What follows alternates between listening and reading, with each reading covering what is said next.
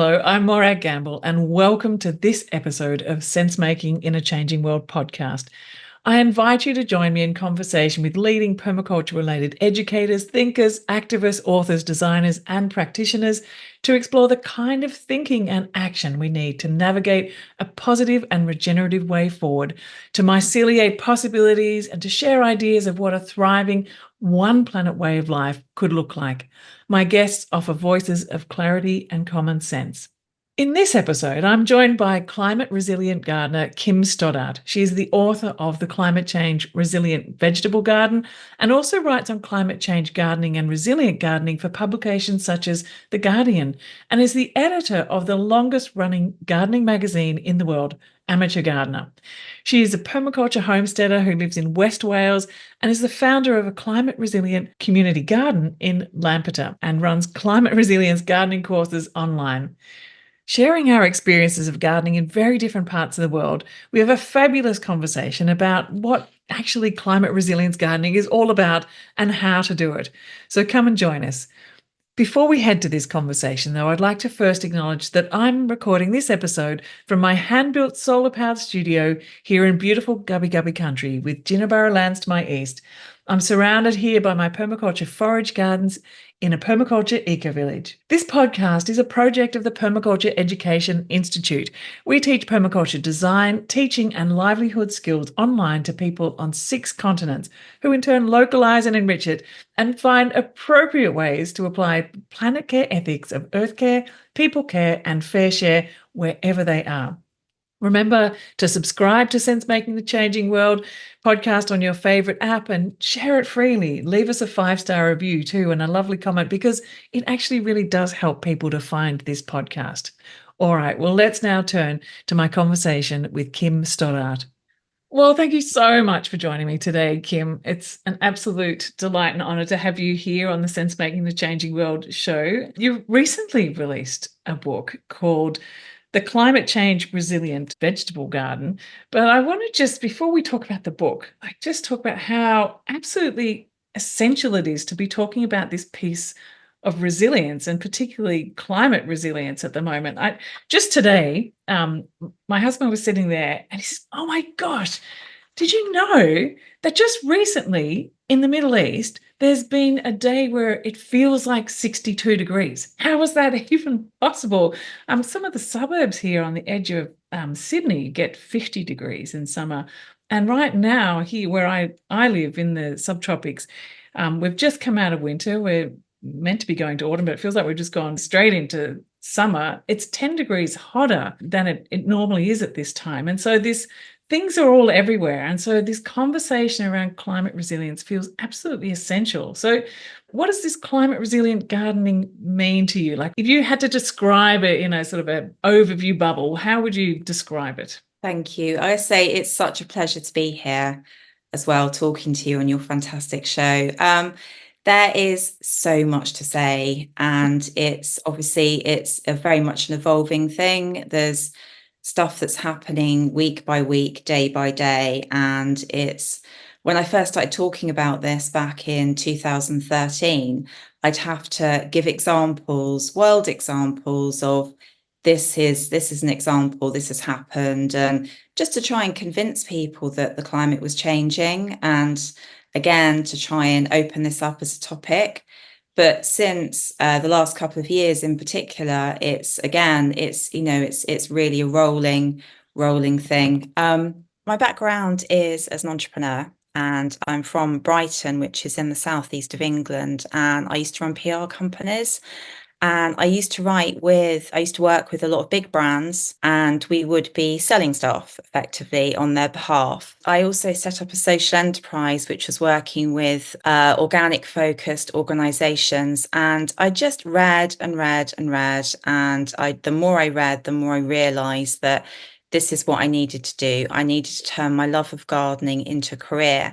And I needed to help people become more resilient because I could see what was coming, reading books like James Lovelock, and it just really opened my eyes to, unfortunately, what the on-the-ground reality was going to be. So I sold my businesses to a homeless charity, which was described as a unique move at the time, because it was the social enterprise I mentioned was the second community interest company ever to be sold in the UK, and it was mentioned in the FT because apparently it was a strange move as they determined it to be selling to a homeless charity. But I live by my morals and my ethics. It's important to me. So I moved here to the wild west of Wales, in the middle of the countryside, in a very nature-laden area, 14 and a half years ago.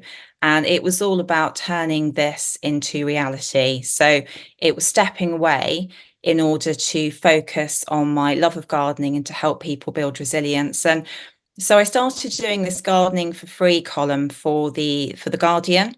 And it was, again, as the name suggests, it was tempting to garden entirely for free, stepping away from consumerism, looking to see what could I do this? Could I channel the thrifty peasant gardeners of yore, where there were no 24/7 shopping opportunities, and could I maximize the freely available resources around me, working with the natural world to do this? And as I was doing this, which was very challenging but exciting, it was adventuring into a more sustainable way of gardening. My gardens flooded, and they really flooded. They were underwater for weeks on end. And it just opened up this whole topic, particularly again, further of resilience. So I've been doing it ever since then. That was back in 2013. So I've just been on this mission to research different methods from around the world to help shore up the defences for the future. So Yeah, it's been an incredible journey. what a journey. And I think there's a lot of people who would really resonate with what you've just said. This idea of wanting to be in a place where you can live what you believe in, what your morals are, to be more nature connected, but also to then be hit by things like fires. And like before COVID here, Yeah, we had a whole series of massive floods, and before the floods, we had the yes, massive bushfires, and so it's just been one thing after another thing. yeah, And then the cost of living. So all these different dimensions. I think people listening and people beyond will be really resonating with this and crying out for help to become more resilient. And maybe just if we could pull apart a little bit this concept of resilience. I mean, from a garden absolutely. perspective, it's like it's really about being far more robust. But from a resilience perspective, you talk about human resilience, personal resilience too. I do. And I think that's really important. I think the word resilience can be overused, actually. I think that it's a word that has very broad meaning, but really with the on the ground challenges of what we're experiencing now, which is very, very different to when I first started. There's so much that we're seeing that we weren't seeing back then, decade ago. It was happening somewhere else. We weren't as hands-on with the experiences of the changing climate. It was other countries that were feeling that, we weren't feeling it. So, but it's in order to cope with this, the personal resilience and empowerment is incredibly essential because it's really challenging and it's the unknown. We're living in a world now where there are so many things that are out of our control. And we've also only really a few years back lived through a pandemic, global pandemic, lots of stressful things happening. A lot of people are still quite fight or flight, whether they realize that or not. So, in order to problem solve, which is what we now need to do with we don't have seasonality as usual. It's no longer gardening traditionally as usual. So the ability to actually tune into your garden and to think on your feet around what you need to do in that given situation involves personal empowerment and resilience. So this is very much something that has embedded my work over the years. I've written for various publications about this, including the Lancet, and this is very much comes forth in the new book as well. It's about how to look, to connect, to touch, to think, and to not feel that you have to follow exacting rules again. So it's all obviously very permaculture focused, of course, because that's what I do. Yeah. And so maybe just mention a bit about your journey with permaculture and how it's influenced what you do in terms of your writing and your gardening. It's for me, it's about the connection. It's the connection. It's this idea, I think, from a, apparently very moody teenager, as my mum used to say that I was. I don't remember that, but apparently I was really moody. But I loved gardening.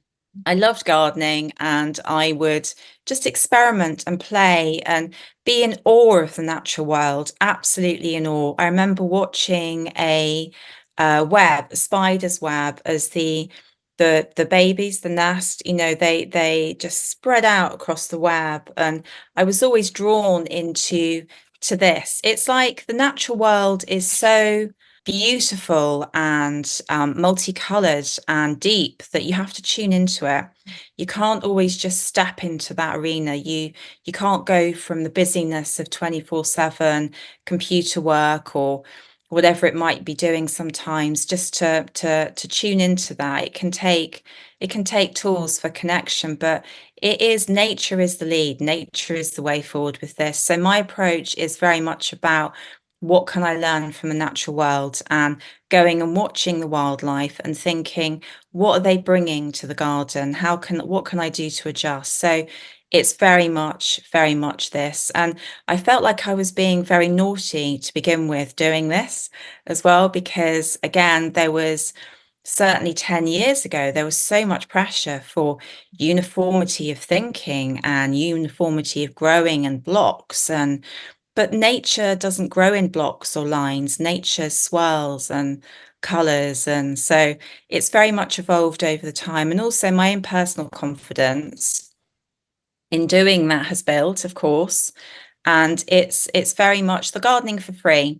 The gardening for free adventuring that I did meant that I had to take the traditional rule book and very politely, but very firmly, put that to one side and then think again how to do things. How was I going to make my own compost? How was I going to make my own seed compost? What was I going to do? So seed saving, again, just researching. It's my passion. So no, it's brilliant, but it just evolved. It just evolved naturally, and it is absolutely 100% permaculture, because that's just what makes sense.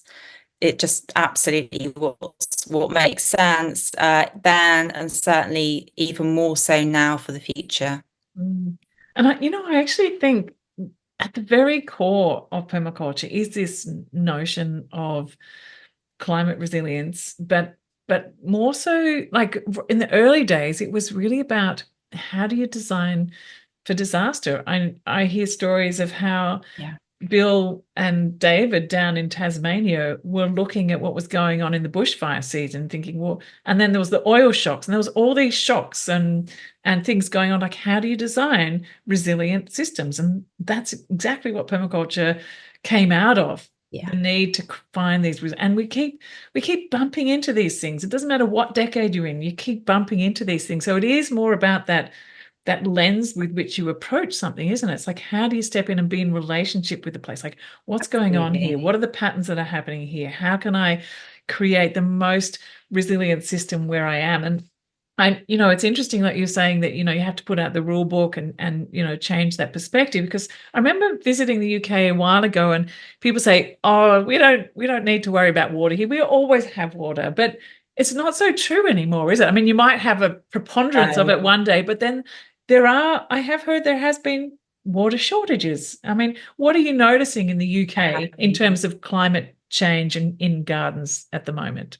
We haven't had a shortage of water this year. We've had an awful lot of rain, and it's been very prolonged. So, but the year previous, absolutely, there was the very, very dry period. The water companies put in restrictions. I mean, where I am, because I live on a small holding, a homestead, 750 foot, in the high hills of West Wales. I've been very frontline to a lot of things before other places in the UK. It is an extreme place to garden. It's not the soil is trickier. There's lots of things that could be arguably more challenged. But also I have a private water supply. And since 2018, it's been running very, very dry, very low during summer periods. So actually last year we were down to 10 gallons a day of water coming in, which isn't enough for the garden. It's not enough for the home. let alone for the garden. So I've had to build, nature has built, through me allowing it to do so, masses of mycorrhizal fungi, for example, in the soil. I have let the gardens grow even wilder than usual to cope with this. So again, going back to your initial question, there's just that unpredictability. There are certain things that have been happening, but you can't say that's going to happen in the future. There's been milder, wetter winters. So there's a greater risk of pest and disease. Certain creatures can overwinter, but there's also more opportunities for breeding seasons as well. So whichever way you look at it, there's more risk of pest and disease, but also the plants that have been more challenged by the extreme flitting of one extreme to the other are also more vulnerable to attack as well. But this is a global issue. But it's, again, on the ground, it's just so variable. It's so variable. So although what we're experiencing is different to what you're experiencing, this year is very different to last year in the UK. And ultimately, it's about the instability of seasonality, the instability of knowing what March or April or May is going to be like. And you have to be prepared for anything. Yeah. Anything at all, you have to be prepared.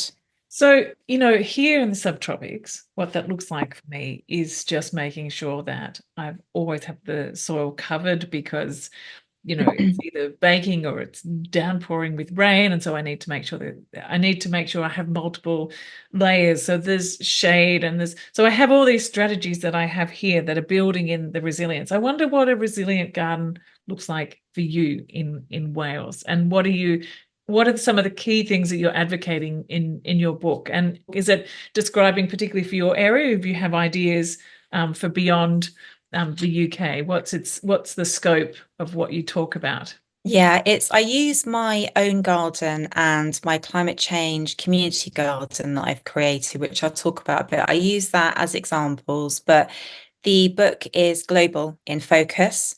So I've done sort of other interviews in Australia, and I've done a lot in America.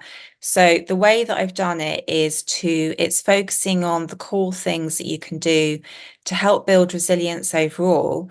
But then it's also looking down, pinpointing if you have a wildfire, flooding, again, the quick SOS things that you can do to actually help in those scenarios. So in my own garden, there's lots of things. I'll give you a few of the highlights as well, and then just see if there's anything that's particularly sort of resonates. But when my gardens flooded, so this was the first thing, they flooded back in, it was about 2014. And the reason they flooded is because the farmer's field at the back had been turned over. So this again opened up even more so the benefits of a no dig, no till approach. Then looked at techniques like building a swale at the back of the garden, which is actually now a bioswale, which basically means it's a front line of defense. So it is effectively a ditch that has lots of plants growing in it, in the most simplest way of describing it.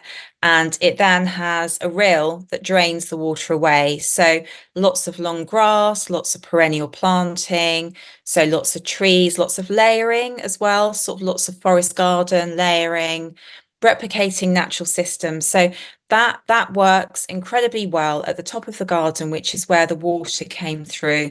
I also reached out to my said neighbour that had ploughed over their field, and I spoke to him and I said, let's have a chat about what's happened, and nicely. And this is why, explained it why, and is it at all possible you could just please use that field from now on for livestock grazing? How about I give you some veg? So that's also important to mention because it's about local communities and local action. So where we live and the people that we are surrounded by and that we cohabit with, it's incredibly important to look at that in a joined up way, as well as our actual gardens. So it's in the case of my neighbour, he's a traditional neighbour. He didn't know about no dig at all. He wouldn't have understood about that. So there's a little bit of awareness building kindly, but also it's the focus of how can we do this together. So I mean, if you were in a sort of terraced property, and if there was, say, a very dry period followed by flash flooding, extreme risk obviously of flooding because the water can't soak away because it's been so dry before. So if everybody just put out even a bin or a container, of large container, to help collect the water, that can help to slow the flow during a flash flood scenario. So working with others as much as you can is really important. Of course, we're going to have neighbours that are grumpy. We're going to have neighbours that we don't necessarily feel that it's as easy to communicate with. But I think reaching out, little acts of kindness, little acts of connection, all go an incredibly long way to help build that resilience.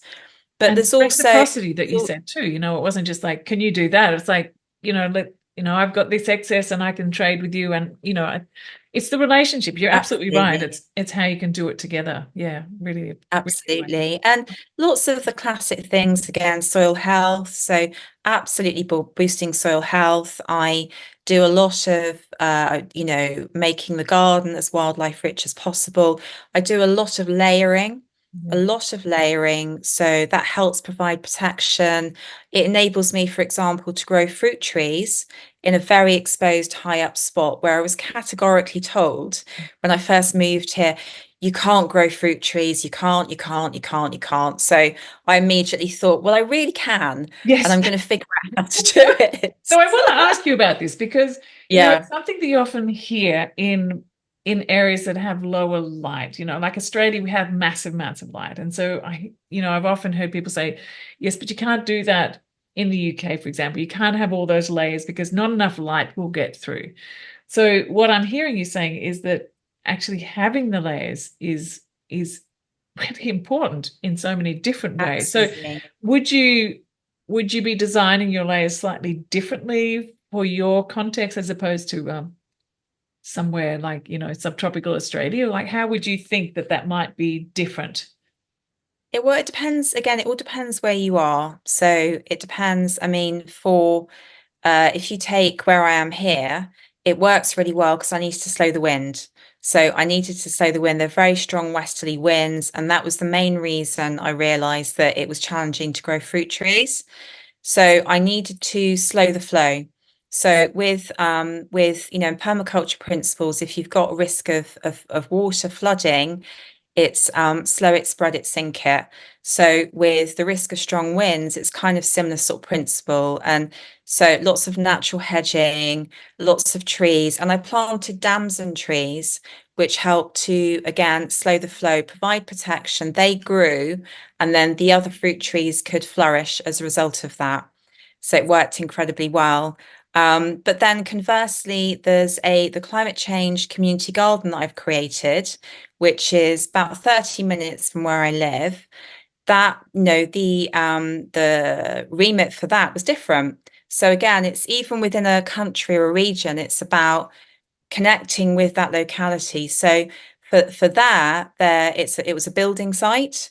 It was a new build, a business centre, lots of aggregate, lots of stone, and the soil quality was incredibly poor to begin with, as it is for a lot of new build properties and places. So I had to look at how to build that soil resilience very quickly, fertility.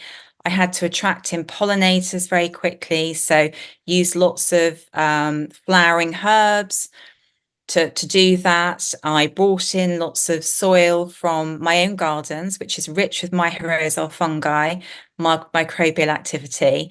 And I worked with the aggregate.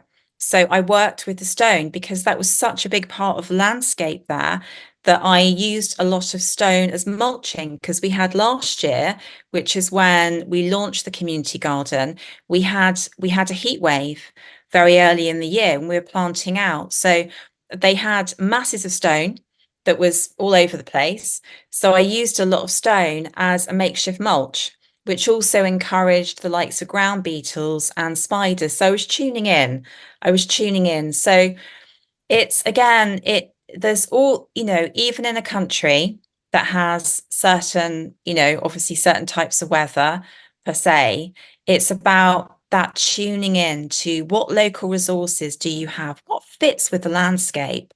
What do you feel that landscape would benefit from to enable you to grow? And for me, in that scenario, it was the layering, It was protection against water.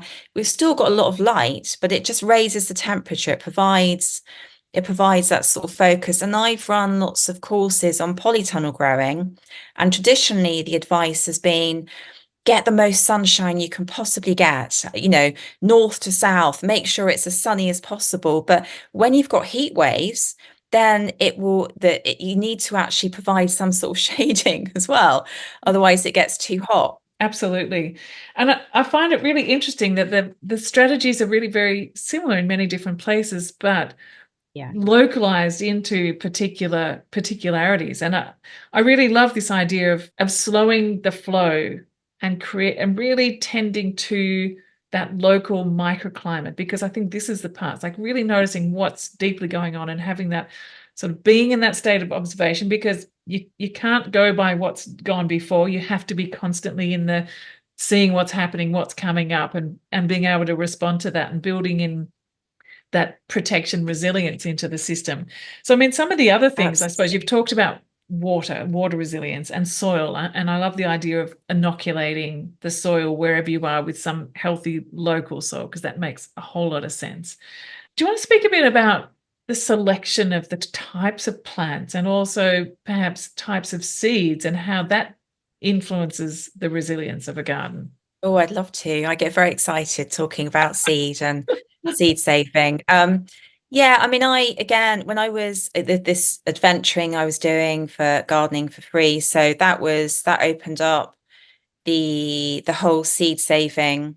I suppose you call it sweet box almost, of just how to go about this, what to do. And at the time there was lots of negativity over, oh no, you can't save seed from the outbreeding crops like your carrots and your cabbages. Oh no, it's really complicated.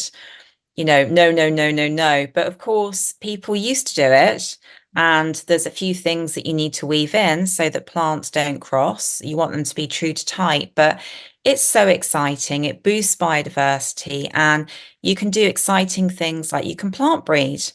So you can select the best performing crops with the best traits, and that can be resilience led. So you've had a drought. It's been really challenging, but save seed from the pea that performed the best, that showed a better drought resilience, or a better resilience against pest and disease, or the coriander that did it, or the rocket that didn't bolt so readily. Again, these are the ones to save from. And you get so much in return from doing so, and you are helping to create seed that can be passed around at seed swapping events in your local community. You are connecting with people in that way, doing swaps, bartering, exchange. There's that wider ability, as well as creating seed that is more adapted to your own individual growing conditions. It's incredibly exciting and worthwhile doing. And I mean, variety wise, there's an awful lot of research being done into what crops are going to be resilient for the future. There's the Wild Crops Project, I think it's called, which is being investigated, researched in botanic gardens around the world. They're looking at whether they can crop breed with some of the original wild crops, like your wild, carrot, for example, the original form, and can they create a variety of carrot that's more robust for the future? But actually, it's the way that you grow. It's also the way that you grow. And obviously, some crops are going to be more challenged by a heat wave, certain temperatures. Crops will stop growing potentially, but equally, it's the way that you do it. And it's the way that you actually go about it. So, for example, if I just give you one example of tomatoes, which is that in my adventuring over the years, and lack of water, lack of actual water coming into the home, I've just let tomatoes trail over the ground to see how that would work, because I've seen that before in countries like Greece. You often see tomatoes just growing wild and free by the roadside. So obviously Greece has a very different climate to the UK. But I thought, okay, it's polytunnel, so see what happens. And it is too wild for me personally. But it's what I did learn is that you can root the stem of tomatoes by actually trailing it along the ground, which means that your tomato can obtain food and water from more than one place. Magic. You know, Things it's like that. absolutely amazing. And you know, I've ended up going rewilding my tomatoes. I only ever grow the little self-seeding cherry tomatoes because they come up by themselves. They're coming up all at the moment. They do exactly that. They keep finding their way to put their roots down across the garden in a spot. And if they come up in a spot I don't want them, I just gently pry them and put them somewhere else. Mm. But I find that they're far more resilient to pest and disease, and that actually by Absolutely. having them layered, I mean, in our context, probably a lot more temperature to sort of dry them out a bit more. But Yes. I also Yeah. don't lose as much to the birds because, you know, the No. birds get the top ones, which is nice, but I get all the ones underneath, and that's wonderful sharing. So, Yeah. like, really looking at how to Really. create gardens. And just on the seed thing, I wonder if you want to talk about at all self-seeding gardens and how much you allow your seeds to go back into your soil. I know personally I rely a lot on that here in my garden. A lot of the plants that come up, the things that have fallen, and the soil becomes the best seed bank for a lot of the things. Yeah. And Yeah. I read the landscape now. So it's noticed when, oh, you know, the tomatoes are coming up. So what of the family of other things in that family, oh, it's a good time to start putting those in now. Or the brassicas are starting, the wild brassicas are coming. Oh, it's a good time to start putting those. Yeah. So I read the Nature's telling landscape. you.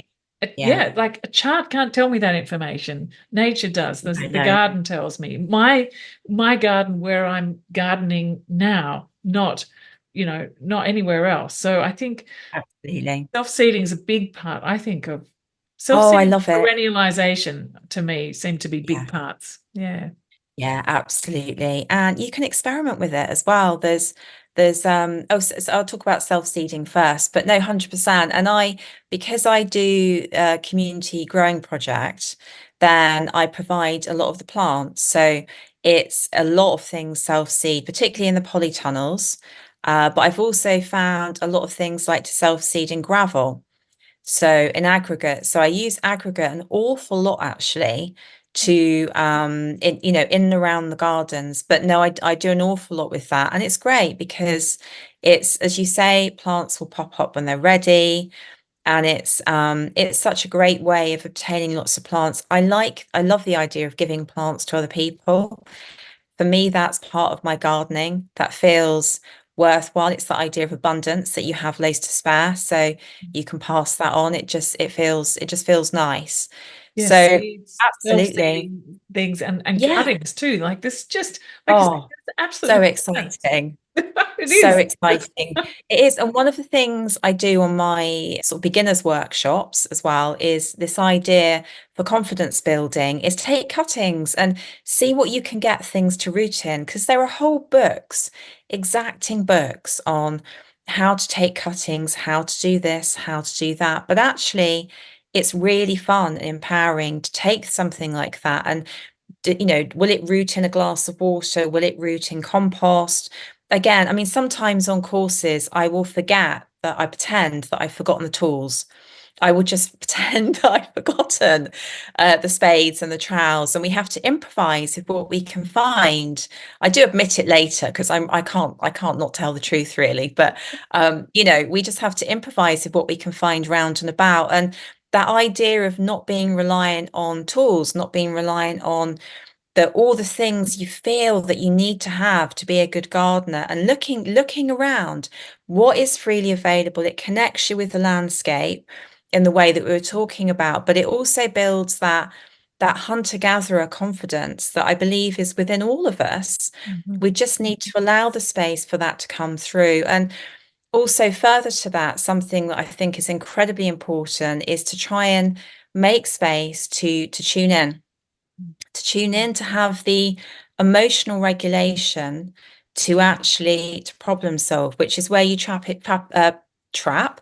It's where you tap into your prefrontal cortex, which is where it's the executive decision making ability.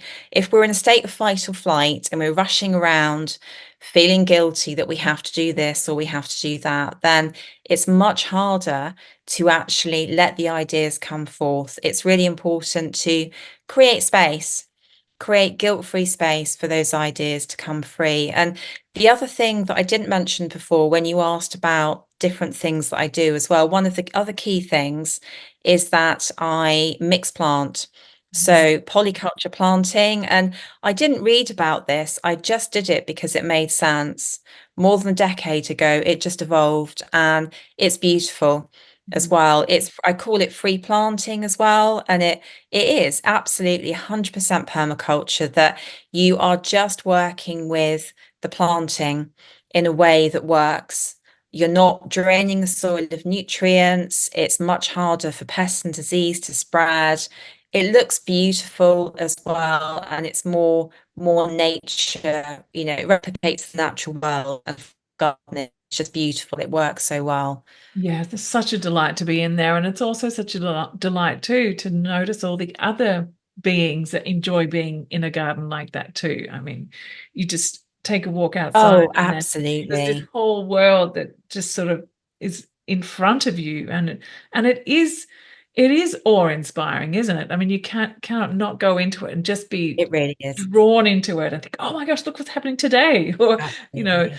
like this morning there was a lovely mist that had when we got up, it was still, the clouds were still, and I could see all those spider webs with like the mist hanging off them, and there was this Oh, gentle dew on beautiful. the leaves just before the hot came in. It was that beautiful moment. Yes. Absolutely lovely. What about perennials in your part of the world? My perspective on resilient gardens is having as many different perennials as possible. Are there lots of perennial food plants that you're able to integrate in your part of the world? And because I feel like that is a big Absolutely. piece of the picture. It is, yeah, absolutely. I mean, it's making life easier for yourself, isn't it? If you can have plants that are longer lasting, and also they have greater resilience as plants per se, because they have deeper root structures that enable them to find food and water from a much larger space. It means that their watering requirements are less exacting than annuals.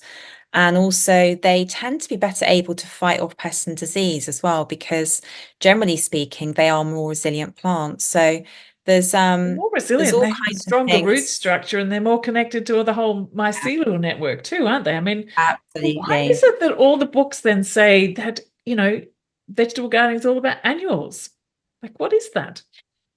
Think, well, is it because we're supposed to buy more things? We're supposed to go out and buy more seed and buy more this and buy more that. I mean, if you look at, the classic example of the cottager's kale in the UK, it's different varieties of kales that, again, work beautifully, and they work really well. They're ornamental. They also work well for the plants surrounding them because they help to soak up water. So, as you say, they help improve the soil by being around. Disturbing the soil as little as possible is actually helping to boost that incredibly exciting below ground resilience that we're really just at the tip of the iceberg in terms of understanding about. There's so much that we don't understand, but suffice to say, less is more to help boost that. But you can also have fun playing and letting things grow on for longer. And a lot of the time, there's this idea that as you said, you sow your seed. There's a lot of work, isn't there? A lot of work. You sow your seed, you tidy, you primp the garden, you polish it, then you grow your crops and you take them out, and then you do it all over again. And there's lots of things to be bought, soil improvers and so forth. But no, I don't do any of that. I'm always experimenting to see what I can keep growing. And although say a Swiss chard is not a perennial, it can actually grow on for a number of years. So you can turn plants semi-perennial. Longer lasting is key. The more that you can keep things growing, it's saving money, it's creating more food for less plantage, and it's good for the plot overall. And when I harvest crops, I also, even with the likes of a root vegetable like a beetroot, I will just cut off the roots and leave them in the ground. They're invariably covered with mycorrhizal fungi. Why would I take that out of the soil? And Yeah. then just let it go back and feed the soil and keep it in. Oh, you're a gardener of my own heart. Oh, likewise. No, we have to meet. Oh, and I love this idea to So like, I mean, fun. yes, like leaving the roots in the ground, disturbing as least as possible. I loving hearing the strategies, you know, are applicable you know, we're on opposite sides of the planets, but the kind of strategies that we're using and localizing are quite similar in our different contexts, which is really fascinating. And I really Absolutely. too love the idea of, and it's liberating, for listeners, like Oh, it's so play, liberating. play and feel okay about playing. And It if is something play. doesn't quite work, then that's part of the play. Like find out, well, I wonder what happened. Like it's that I wonder, being in that Absolutely. curious space, and that thing that doesn't quite work often gives you so much information. And it's really Yeah. interesting. Like you don't feel like you're going to fail. Yeah, No, it's not. And I think it's in a way, it's a childlike enthusiasm.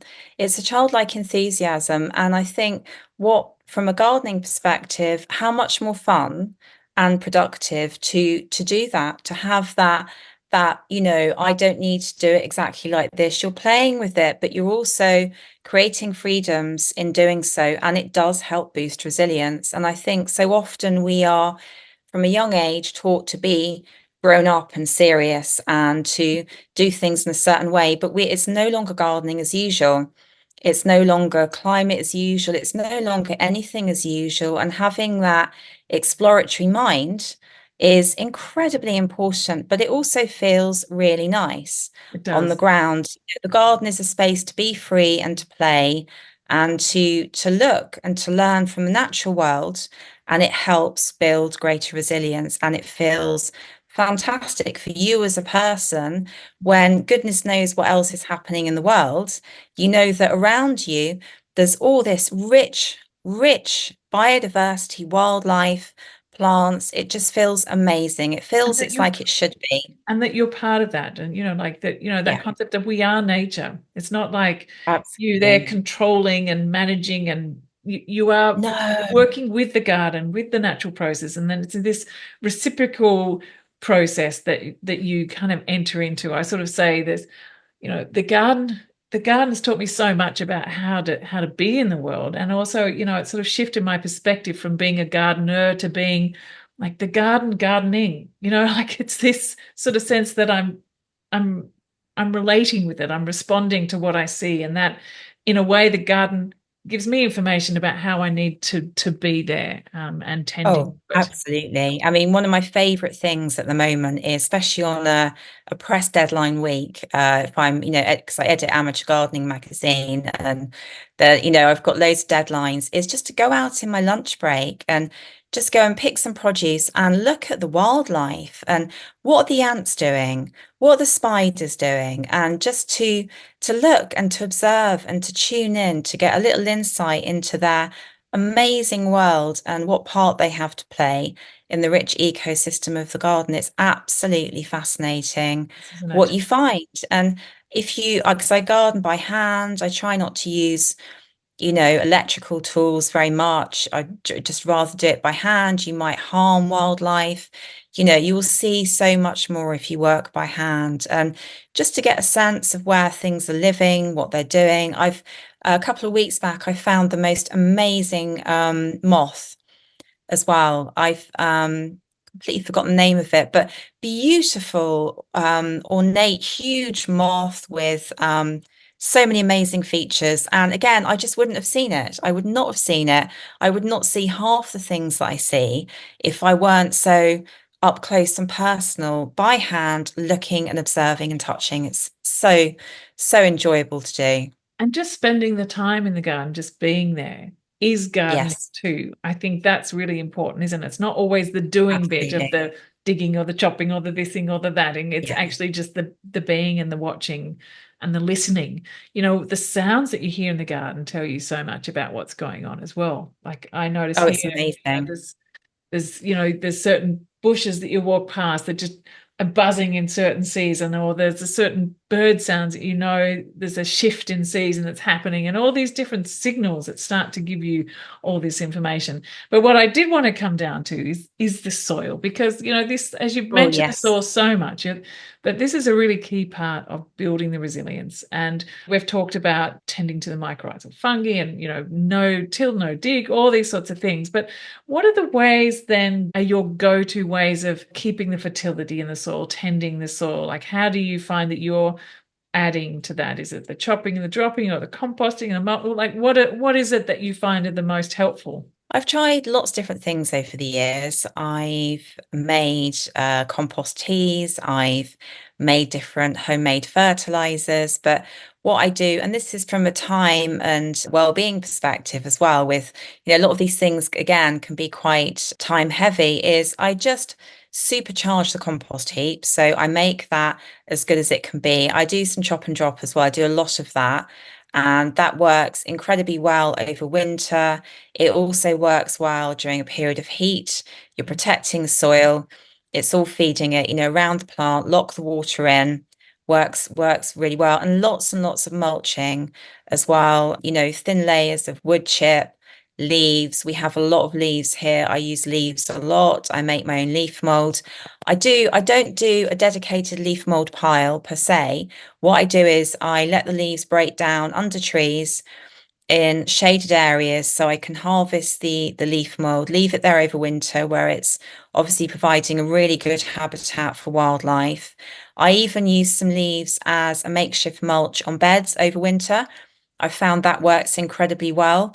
So that's something, again, I just experimented with a few years back. Wool is readily available where I live, so I also use that to protect soil. I will work with what I find. I use stone. Green manures I tend to use in between crops. So because I don't have big bare patches of soil. So I tend to just put things in, but I'd rather allow some non-invasive weeds to grow over winter to protect the soil. But it's again keeping plant roots in the ground, leaving plants to go on, very, very natural, very no fuss way of doing it. And it works beautifully. And It's often simple, isn't it? You don't need to overcomplicate it. don't need to overcomplicate it. And often we get caught up in it has to be these recipes with this balance, and it is about just seeing what you've got around you and making the best use of that. And I wanted to Absolutely. ask you about something that I hear a lot about too is like, oh, we can't use mulch in our area, we get too many slugs. How do you tend to that question? Oh, slugs. I did a talk at RHS Hampton Court. It's a few weeks back now, and because it's been a very, very wet year in the UK, I got like a huddle of people at the end of my talk, because I was talking about natural pest control, all asking about slugs. So slugs. It's been in the news a lot here in the UK. So yeah, absolutely. And again, that very much illustrates this idea that it's not, this is what I use for mulch. I do this all the time. And so I would, yeah, be careful. If it's a very wet year like we've had in the UK, you have to be careful with certain mulches. Wood chip will be very attractive for slugs. So again, there is not, this is what I do. I will always do it like this because I've always done it before. You can't do that anymore. You have to look. So for example, with slugs this year, even though I have lots of natural predators in the garden, I don't normally have an issue with slugs. I knew that I had to be extra vigilant with slugs this year because it's been so very, very wet. So I just did sweeps. I would do things like I would put wood or something down, weighted down to encourage the slugs to appear so I could move them on basically. So Thanks so much. you have to work around Yeah. what it's doing in the here and now. And Yeah. yeah, with the mulching, obviously that has to be a consideration 100%. Yeah. So slugs will find that attractive. So clearing, what I did this year was I removed some of the underleaves of the overwintering plants more so than I would do normally, because I knew that that would be an attractive habitat for overwintering slugs. So I was just extra vigilant. I cleared more foliage than I might do normally just to reduce the number of hiding spaces. So that worked, Yeah. it I really worked really love well. your approach because it's not just saying it's the mulch's fault. Get rid of the mulch because the mulch is so important in so many different ways. It's really Absolutely. being, thinking about which particular kind of a mulch is good this year. What kind of ways can I Yeah. tend to the garden in other ways? So thank you for that. I think that's really important. And also, as you were saying before, really thinking differently about how you tend to the soil. And experimenting as well. So try a few different things. So have one bed where you use one type of mulch, use a different mulch on the other, and just keep looking. Even though something might have worked well before, try different ways of doing it. One of my contributors for Amateur Gardening magazine has recently written about using a different type of green manure.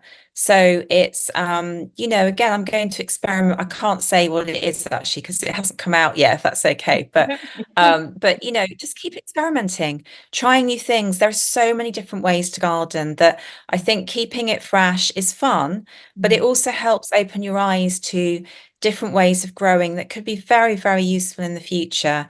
It doesn't matter how long we've gardened for, there are still new ways of doing things, and being open to that is so important. Yeah. Yeah, thank you for saying that. I think that is like such an important message. I wanted to pick up on something else that you said just before, though, which was around wool as a mulch. Oh, Now, I yes, was I yes. was at the Lampeter University's gardens, and they were telling me all about how they're experimenting with wool. And one woman was from a sheep farming family, and she was absolutely adamant that this was a critically important thing to focus on because so much of the wool in Wales, in particular, is what burnt because the quality is not as good as, say, the merino wool or something else, and particularly the ones that are a bit daggy. And so it's become a waste product that they don't know what to do with. And so gardeners are becoming a really important part of this sort of circular economy for sheep farmers in Wales. Yeah, And it wouldn't surprise me if it was burnt. I don't know for definite if that's the case, but I know that it is considered a waste product and it's a sacrilege that it's not put to good use. So there are so many ways to use it. I mean, I have a couple of my own sheep, they're pet sheep, and I've experimented loads over the years with this, and it is a material that is available. And what other materials might there be available in your area? So in the case of sheep wool, using it as a mulch, I break it up, I add it to the compost heap. There's a brand of compost in the UK which uses sheep wool as one of the really good peat-free ingredients because it helps to hold and absorb water. So I've experimented with using sheep wool as a liner for containers in small space gardening. There's all sorts of things you can do with it. how does using wool as a mulch impact into the quality of the soil underneath? Or if you're mixing wool into a compost and then putting that in the garden, what have you noticed as a difference? It's really good for encouraging earthworm activity. So there's that. We know it's providing a weatherproof barrier. So that's very useful, but it's good to break it up. If you add it to the compost, you need to break it up into little bits. Otherwise, it will take a long time to break down. But Yeah. I don't see that's an issue. I've seen also that the birds will take some for nesting. So I've used it in the climate change community garden, which is also in Lampeter actually, Oh, okay. in Wales. Then we actually put some wool there for the birds, so for them to take for nesting purposes because they really like using sheep wool. You can understand why. So yeah, there's loads of benefits to that. And I think again, often we overcomplicate things, I think, but although I don't know, I couldn't tell you the exact science of how it's transforming soil. From what I've seen, the water retention, 100% absolutely, because I've seen that in use with the hanging baskets and containers. So that will definitely transfer to the compost that I'm making as a result. And then as a protective mulch over winter, it's helping to encourage earthworm activity and we'll be doing other things as well, although Yeah. I can't say exactly what that is. So it's brilliant and it's so freely available. I will actually find out what you said about that it's burnt because Yeah.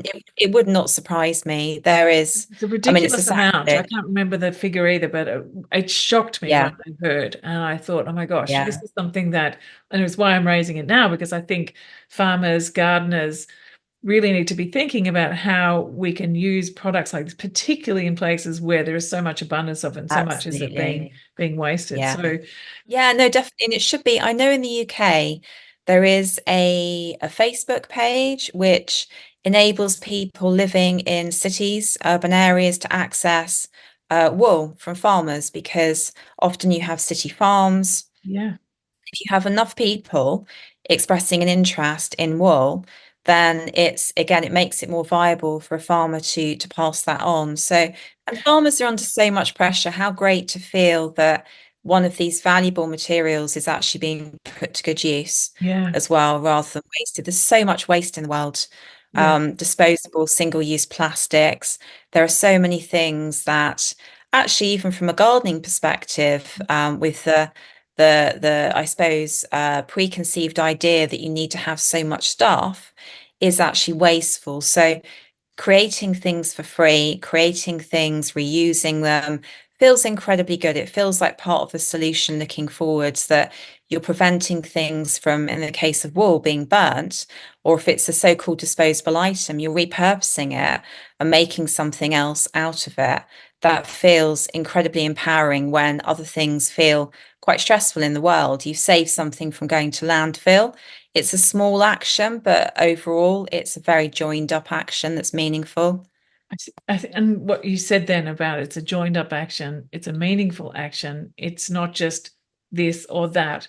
When you do this one little thing, it actually connects you to this world of possibility of change, and Absolutely. that you know that there's people everywhere doing these little pieces, and it's not just your tiny action, it's a world of people doing their small actions, which is transforming how things are happening, and it's really exciting. I And think there's joy in that. I think in the moment of a positive action like that, of taking an old bowl, an old cracked bowl, or a something, whatever it might be, and turning it into a mini water feeder, or whatever it is that you feel created and inspired to do, there's joy in that, and in that action, and in that moment, and that you are feeding back something and making use of it. And it's small, but it's, as you say, it's not really. And these are what we can do. These things we can do to feel better in the moment about the things that are happening in the world, and to have hope for the future, that in small but meaningful ways we can join up with the natural world and with other people in communities near to us and around the world, like being on your brilliant podcast today, to actually talk about this and share.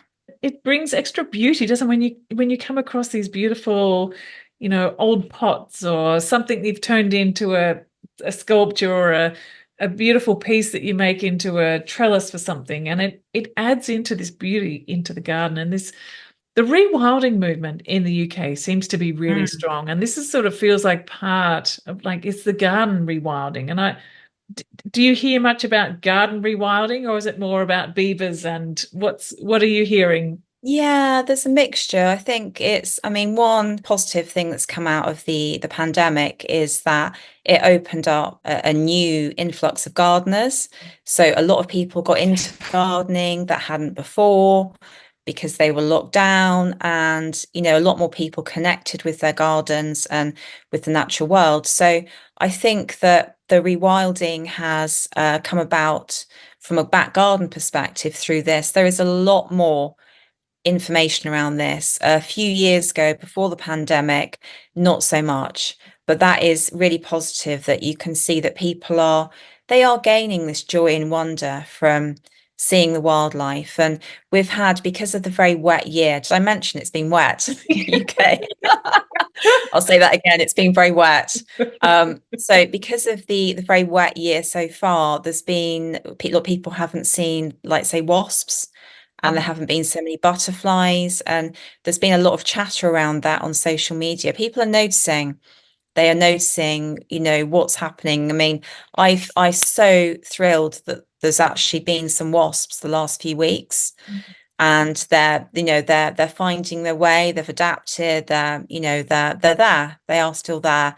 But it's good that there is more awareness of this. So I Really? think there is. I think people are more connected in that way, because they're gaining a lot from it. So that is another positive in all of Yeah, this. absolutely. Now, I just want to shift perspective a little bit, because you are an author, you're a writer, you edit a magazine called Amateur Gardening. Now, Amateur Gardener is it the oldest gardening magazine in the world, or something like It that? is. That's Yeah, phenomenal. it's the world's oldest gardening magazine. It's beautiful. Yeah, and while I was at Liz Zorab's house. Oh, A yes. mutual friend. I had all of your magazines out in front of me, and we're looking through, and I was thinking, "Oh, these are like secret permaculture magazines." Yeah. There is so much in there, all about, the Yeah. different strategies. I thought this is brilliant. So I want to say thank you for doing that. I mean, they're wonderful magazines. Yeah. Thank you. Well, we've had to, I mean, I used to edit the Organic Way magazine for Garden Organic. And when I took on the task of relaunching Amateur Gardening magazine for Kelsey Publishing and bringing it back and making it relevant for the future.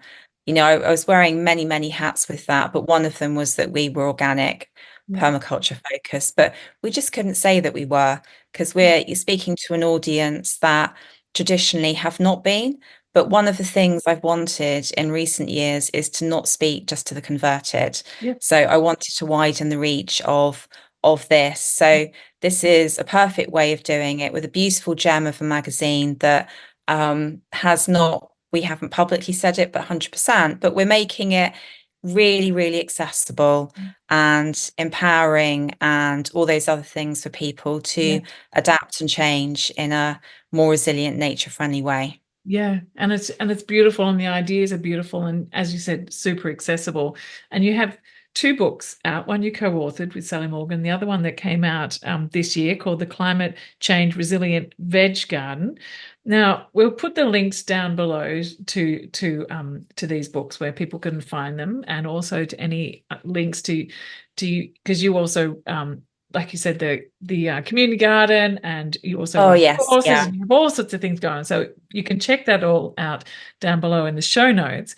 But I wanted to ask you about your writing process. So I write lots of articles as well for various magazines, and I'm always writing for the courses that I run, and the podcast and YouTube and the blog and all those things. But I've never actually managed to get a book together. How do you do that? How did you manage that? How did you write a Well, book? originally, the first issue or the first imprint of the Climate Change Garden, we actually self-published it Mm. because we realized that there was a need for a book of this kind, a help manual. So I secured corporate sponsorship, again, tapping into my entrepreneurial background in order to make that available. And it was then, because a lot's happened since 2019, a lot of extreme weather events. So then I approached Cool Springs with the proposition, basically. So there was an existing footprint. But I think there's lots of ways to self-publish now. I think with publishing houses, it's tricky. It's not necessarily easy to get into, but I think I mean, now the world has changed so much with so many different online opportunities, social media, that people can self-publish and they have an existing audience Yeah, that's right. that they're, through their Instagram or their YouTube channels. So there's many different ways to go about it, but I think it's incredibly important to be true to yourself. And this was always key for me. And thankfully, with the publisher, Cool Springs Press, they gave me extreme autonomy over the look and the feel of everything, which is great because then it's me. Yeah, that's absolutely It's wonderful. pretending to be anything else. It is actually me. It's me speaking from the heart with my experience and what I wanted to say. So that was really nice. So you But you have a garden, you have children, you edit a magazine. Where do you get the time to write a book? Like, what's your writing practice, can I ask? I like deadlines. I tend to be a bit last minute, but I have to fully absorb, fully absorbed in projects.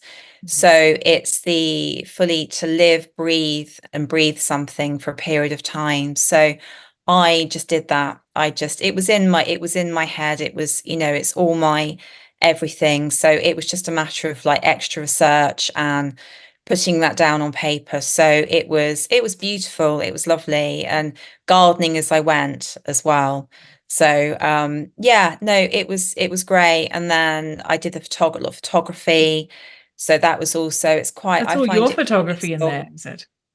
It is, yeah. There's a few picture agency images, but mainly it is. And I find personally that photographing things as I go is a really useful reminder of Yeah. what exactly it is you do and how you and things that inspire you and so on and so forth. So that was really helpful. But I think the key thing with this is to do it in a way that is really honest and really true to yourself. Authentic is the word I was looking for, in a Yes. way that is really, really authentic, because that is part of, I mean, that is very permaculture. And Mm. often we can be expected to take a circle and fit it into a square hole.